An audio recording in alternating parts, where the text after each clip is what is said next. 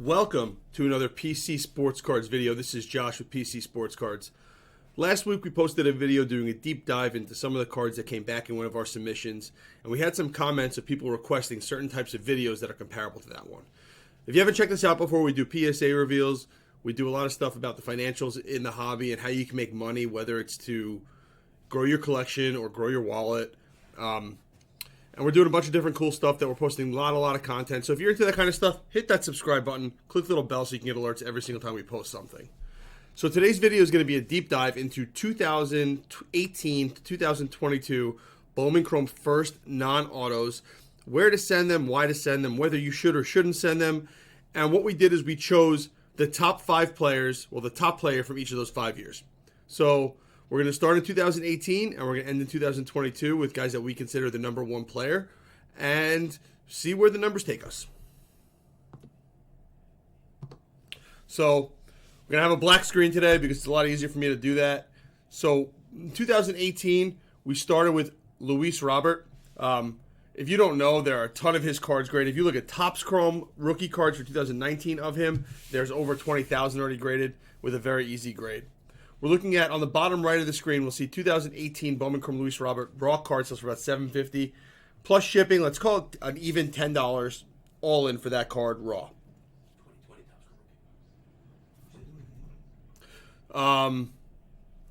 2018 Bowman Chrome PSA 10 sells for $34 and a PSA 9 sells for $12. An SGC 10 sells for $28. SGC 9.5 is a whopping $14, and an SGC 9 is way less than even raw. When it comes to BGS, a 10 sells for $100, a big number, and a BGS 9.5 sells for $28, and a BGS 9 sells for $13.50. Just looking at these numbers, this is not a card that I would recommend submitting at this point. There are over 13,000 already graded between the 3 big companies. A little surprising to me, we see a BGS 9.5 we have BGS having more than SGC, which I was surprised. I thought that SGC came in at a time where they'd be getting more of those cards, but obviously I was wrong there. What we're really seeing here is to make money, and so the percentage we see is how many get graded at that level that makes money or gets at least close to breaking even or making a few bucks. With PSA, 80% of them make money because 80% are PSA 10s. That's a huge rate.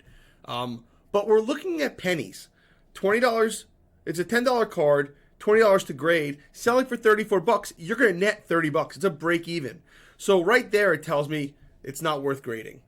The only company that I would actually consider sending this card to would be BGS. And you might ask me why. And 15% get BGS 10s or black labels. Actually, like closer to 17% get BGS 10s or black labels, where you have a good chance to make money. You're going to lose $2 or $3, $4 or $5 every time with the 9.5. You lose. Then you get a big one and you make it back plus some. That's the only grading opportunity for this card right now. It is definitely a card that I would avoid grading, and it's interesting to see that as we go back to the pre-boom and the pre-grading frenzy, how many of these kinds of cards are graded. There was opportunity in the beginning when this first card first came out. It was $50 to $51 for a PSA 10, but it was also $2 or $3 raw and give or take $12 to grade. So big money there. The money is sucked out of this one now. This one is a dead card in my mind. Next up, one of the hottest, if not the hottest name in all of grading and all of baseball right now is Julio Rodriguez. When this product came out, it was Wander. Julio Rodriguez took over in the last year, had a great rookie season.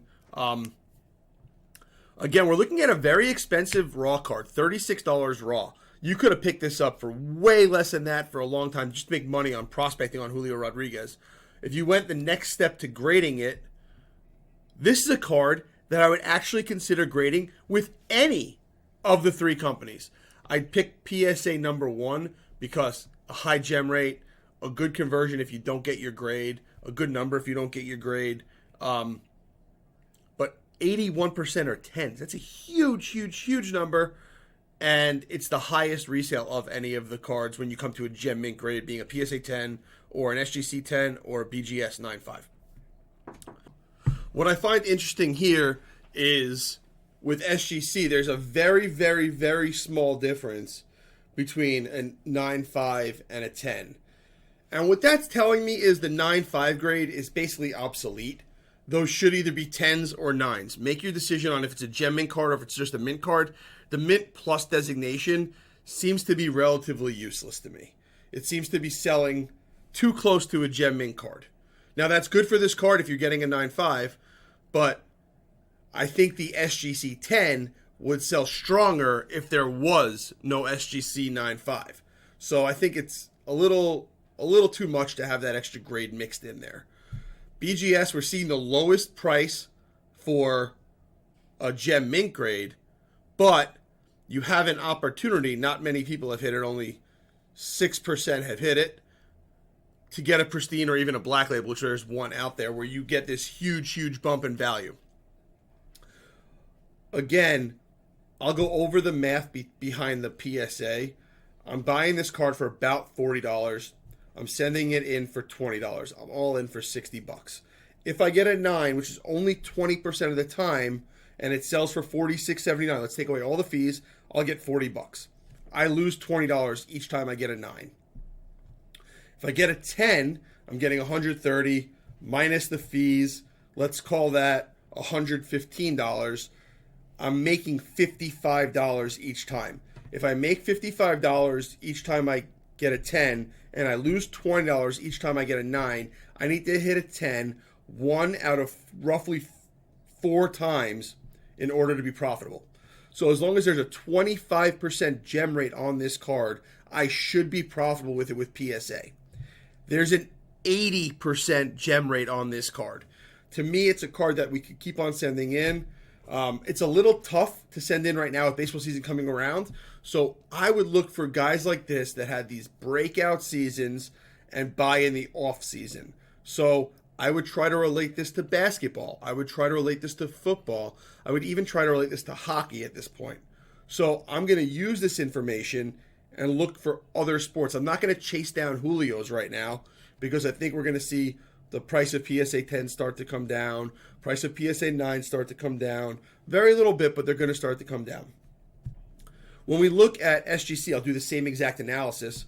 We're going to call it $20 to grade. It's just an easy round number. 40 plus 20 is 60. I'll get a 9.5 or better 83% of the time. So let's just call that $85 sale. $85 minus fees is about $70 to $75, right? Let's call it $75. We're making $15 each time we get that grade. An SGC 9, we're going to lose about $15. So as long as that's over 50-50, because we're making $15 and we're losing $15, as long as that is over 50-50, it's still a profitable endeavor. So in that case, we're still looking at 4 out of every 5 are getting the grade that we need to make money. So we will still make money. The biggest strength point here, in my opinion, for PSA is the quantity of cards that are already graded. There's 11,000, almost 12,000 of them already graded, which means there's a desire for that card in that grade that's greater than anything else. There's only 650 SGCs graded. If there's another 350, 400, or doubling it, how much demand is there over the entire population to keep that price up? PSA has shown it's going to keep the price up with over 10,000 cards. SGC is already wavering, and it's at about 650 cards. So that's probably the main reason, and obviously the additional math. Those are the 2 main reasons I would stick to PSA for this card and in general for most cards, unless there's not a lot out there and we see that big demand in the start for SGC 10s and 9.5s or BGS 9.5s and BGS 10s or really, really easy cards where we see that. I just think PSA is a greater long-term move. Next up, 2020 Jason Dominguez. Let's just ignore all the numbers on the right and look on the left to start. 17,000 cards graded at PSA. 17,000. This was the heart of the boom. This was the heart of grading. The only real good thing is that most of them have been graded already that are going to come back because the backlog's been gone. So this shouldn't grow too much, but there's a lot in there. There are over 1,000 graded with SGC and 1,600 graded with BGS. The trend I'm seeing is there's more graded with BGS than SGC. So Bowman Chrome, even non-autos, the people that were in the hobby pre-boom still prefer BGS over SGC. The people that really prefer SGC are the ones that came in that 2021-ish time frame.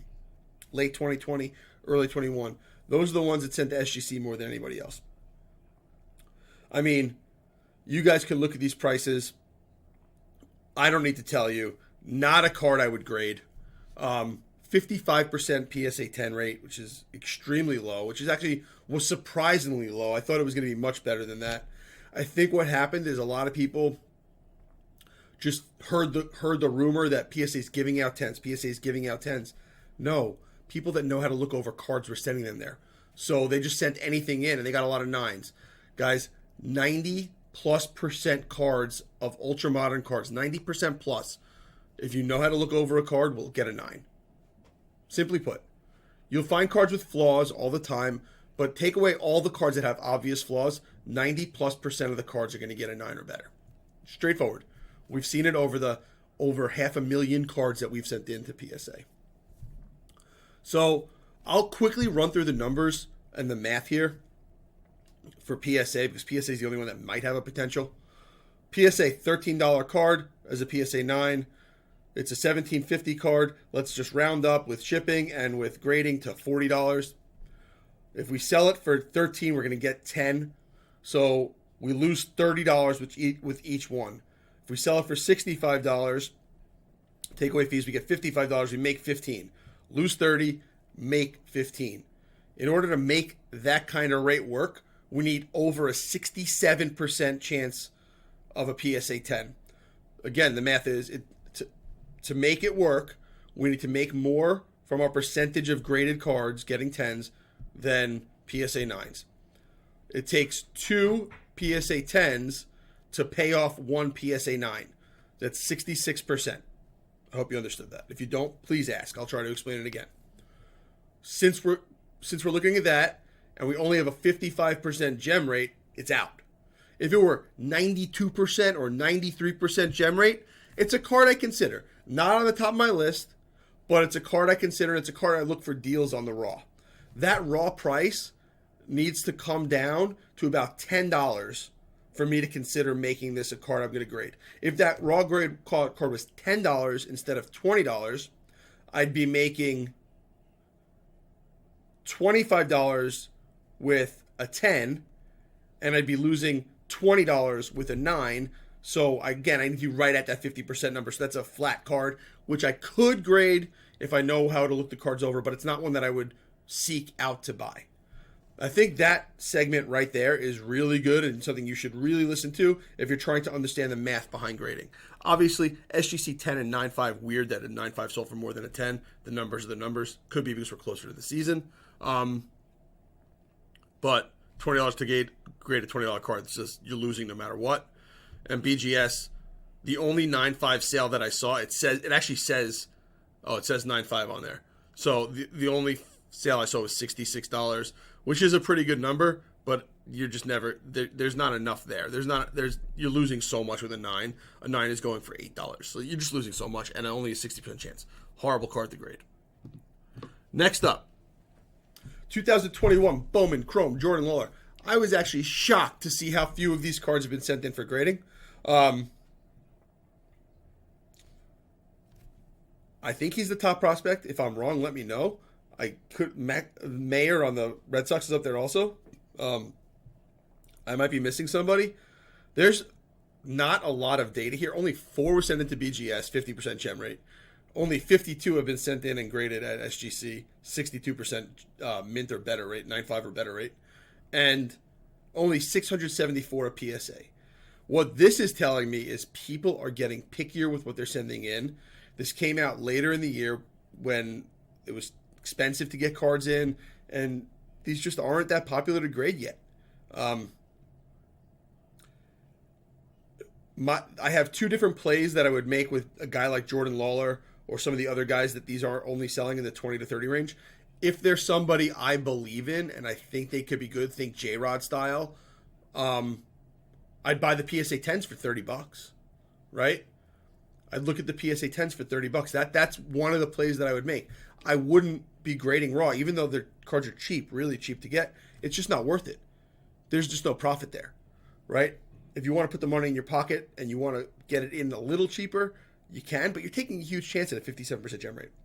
The other play that I would make here, I would start looking at refractors and color, because his prices are super, super, super, super, super low, which means that I can get color cheap and there will be a bigger value bump and a bigger payoff if you get those 10s with the color.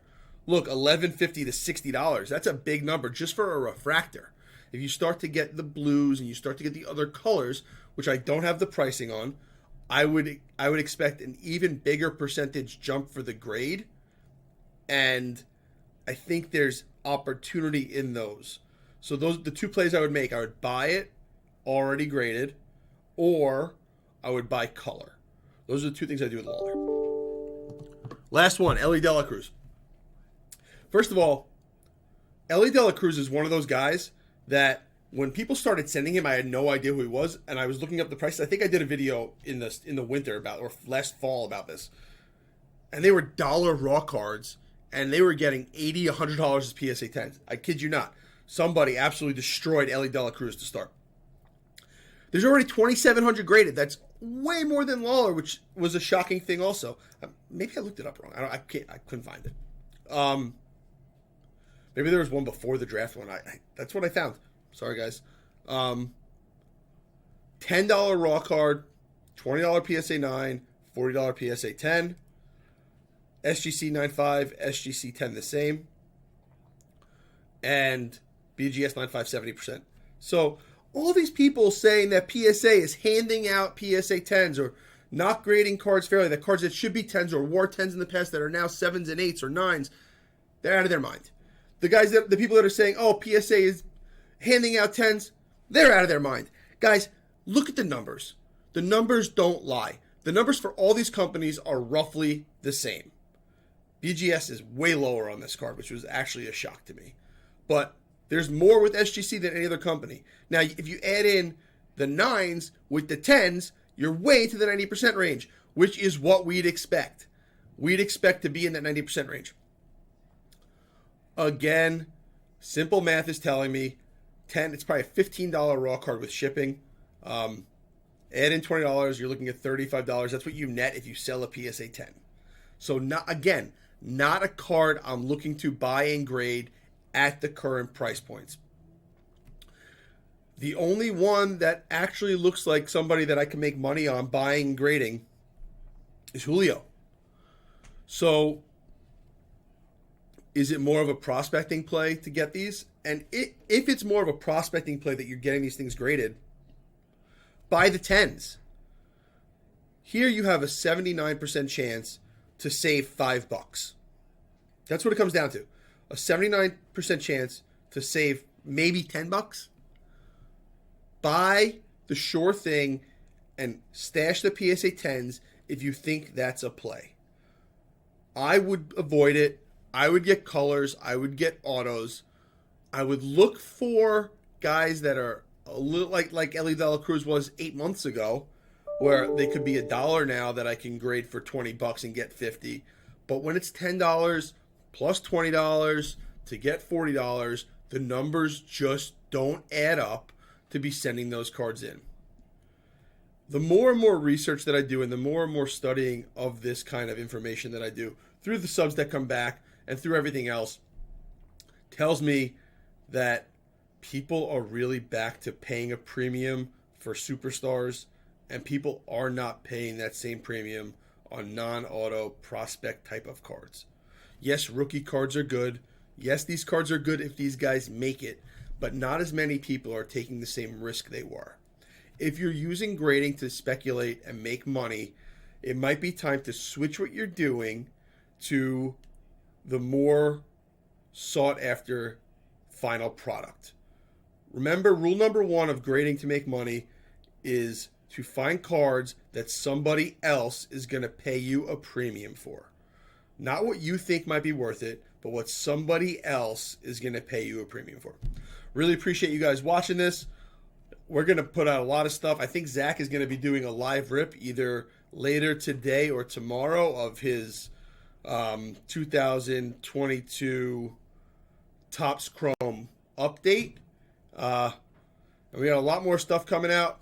Next batch of mail came already, so we're going to do a review of all those cards that came in. And thanks for watching. Thanks for subscribing. Thanks for commenting. Look forward to doing more in the future.